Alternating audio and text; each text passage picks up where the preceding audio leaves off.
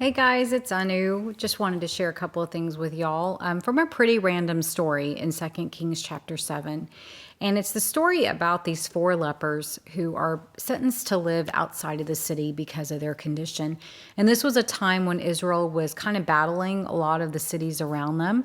So these guys are pretty stuck, like, because they can't be home and then there's enemies all around them. So what they decided to do is they were like, you know what, let's just turn ourselves in to the opposition because we're going to die anyway. So, and that's literally what they said. And so they go to one of these cities, but when they get there, they realize the entire city has been abandoned, which is amazing for them. And they just go and they kind of get to enjoy themselves. And they're like, you know what, we should probably go back and tell our brothers about this because this is an easy win for Israel and this is a good thing. And sure enough, that's what they do. And it was a good thing. So it was, again, such a random story, but for some reason it really captured my heart because I was thinking, wow, these guys had been really rejected from their people. But because of their rejection, God allowed them to make this amazing discovery. And also they used it for good, for Israel's good. So it got me thinking about my own times that I've dealt with rejection. And it's something we've all dealt with, back on the playground or yesterday on social media. It happens all the time. And I think that I know for me, my first instinct is to go into the self-protective kind of self-pity mode. But I realize that that's not where God wants me to stay.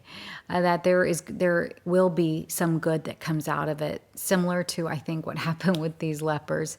And so for me, it's just a really small thing, but I think my challenge was, and what God was revealing was that He was reminding me of all the different times that I've been rejected, but then how He has been able to use that for good.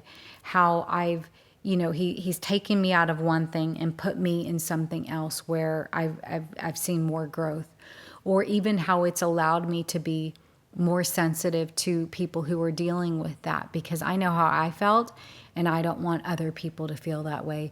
So it's just something as simple as, like, if you see someone sitting by themselves, just going over there and just saying hi.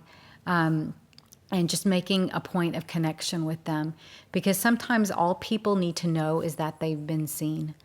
And then even just when, like, if you're in conversation with someone and you're in a large group and somebody else is coming and trying to join your conversation, I read this somewhere that, what you do right in that moment can either make them feel accepted or rejected. Because if you kind of turn yourself off to them and you close yourself off to them, they're going to feel rejected. But just something as simple as you opening yourself up and allowing them to step in will make them feel accepted. So it's just small things that we can do, small lessons that we've learned maybe from our rejections that can really be used for hopefully good for other people. So I hope that encourages you, and just knowing that God really does use everything for our good, even our times of rejection. And that's not cliche, that is actually a promise. God bless you guys. Have a great night.